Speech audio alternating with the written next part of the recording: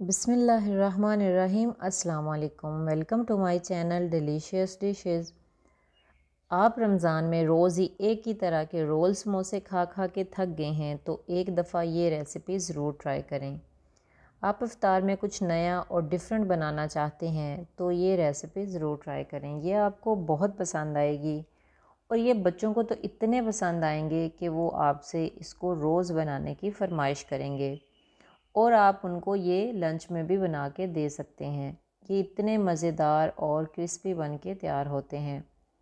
Recipe آپ کو تھوڑی سی بھی اچھی لگے تو لائک اور شیئر کر دیں اور ڈیلیشیس ڈشز کو سبسکرائب بھی کر دیں۔ یہ مزیدار اور جوسی سے رول کی ریسپی کو سٹارٹ کرنے سے پہلے اگر آپ چینل پہ نئے ہیں تو چینل کو سبسکرائب کر دیں اور بیل آئیکن کو پریس کر دیں۔ رول کی تیاری کے لیے پہلے ہم اس کی فلنگ بنا لیتے ہیں۔ ایک پین میں ڈالیں گے 1 ٹیبل سپون آئل اور یہاں پہ میں نے ڈالا ہے ایک میڈیم سائز کا پیاز جس کو میں نے سلائس میں کاٹ لیا تھا۔ پیاز کا ہم نے کلر چینج نہیں کرنا، بس اس کو ہم ہلکا سا فرائی کر لیں گے۔ میں نے یہاں پہ لیے ہیں 2 سے 3 میڈیم سائز کے آلو جن کو میں نے گریٹ کر لیا تھا۔ آپ اس کو چھری کے ساتھ کاٹ کے بھی ڈال سکتے ہیں لیکن میں نے ان کو کدوکش کیا ہے۔ ان کو ڈال کے ہم 5 سے 6 منٹ کے لیے ان کو فرائی کر لیں گے تاکہ جو ہمارے آلو ہیں وہ سافٹ ہو جائیں۔ آلو کو میں نے 4 سے 5 منٹ کے لیے فرائی کر لیا تھا۔ 1 ٹی سپون میں نے اس میں نمک ڈالا ہے، آپ نمک اپنے ذائقے کے مطابق اس میں ڈال سکتے ہیں۔ ½ ٹی سپون ہلدی، 1 ٹی سپون میں نے اس میں کوٹی ہوئی لال مرچ ڈالی ہے اور ½ ٹی سپون یہاں پہ کالی مرچ کا ڈالیں گے۔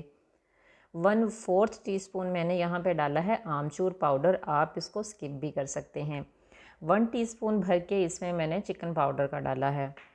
ان ساری اسپائسز کو ڈالنے کے بعد ہم ان کو مکس کر لیں گے اور اس کو 2 سے 3 منٹ کے لیے دوبارہ سے فرائی کر لیں گے تاکہ ہمارے جو مسالے ہیں جو ہم نے ڈالے ہیں ان کا ٹیسٹ اچھی طرح سے آلو کے ساتھ مکس ہو جائے۔ میں نے یہاں پہ لیے ہیں 1 کپ فروزن گاجریں ہیں میرے پاس جن کو میں نے کاٹ کے فریز کر لیا تھا۔ آپ کے پاس اگر فریش ہیں تو آپ فریش ڈال لیں۔ ان کو ڈال کے ہم نے بس ان کو اتنا پکانا ہے کہ ان کا جو پانی ہے وہ خشک ہو جائے۔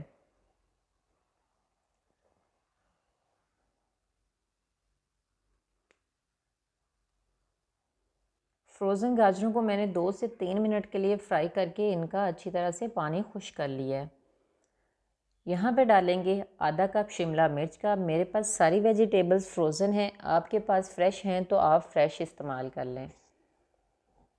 ½ کپ شملہ مرچ کا ڈالنے کے بعد اس کو ہم ہلکا سا مکس کریں گے کیونکہ شملہ مرچ یہ زیادہ پکنے میں ٹائم نہیں لیتی، ہم نے ان کو ویسے بھی تھوڑا سا کرنچی سا رکھنا ہے۔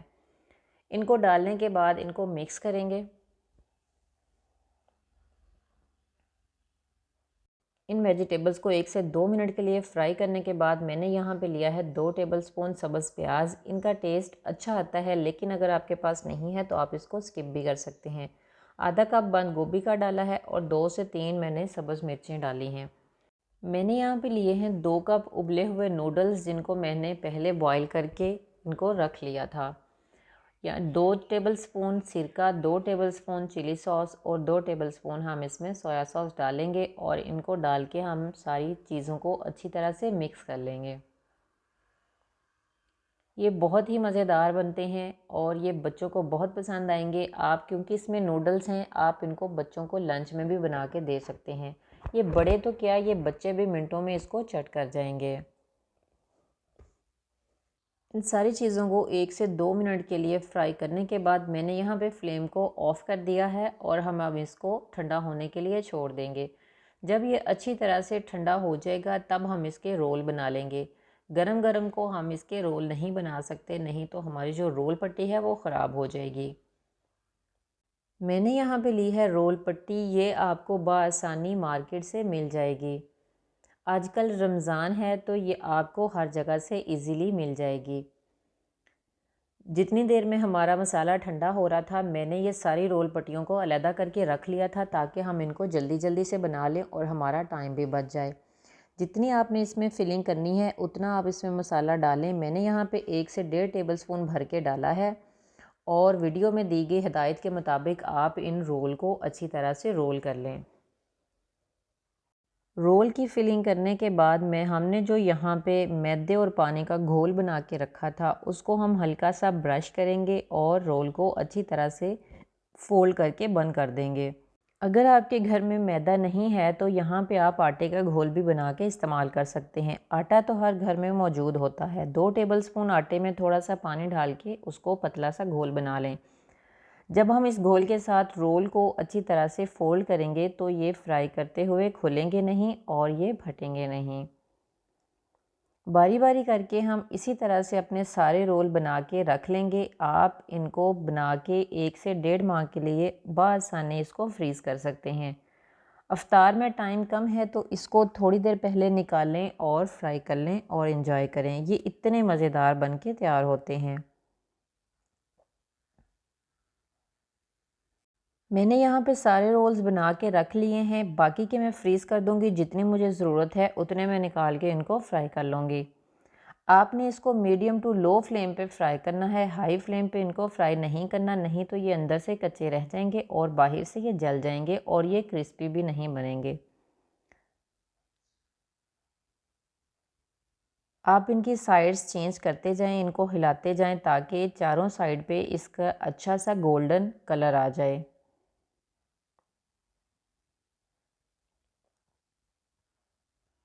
خوبصورت سا گولڈن کلر آنے تک ہم رول کو فرائی کر لیں گے اور ان کو نکال لیں گے۔ ان کو افطار میں بنائیں، لنچ میں بنا کے دیں بچوں کو، یا آپ اس کو شام کی چائے کے ساتھ بنائیں۔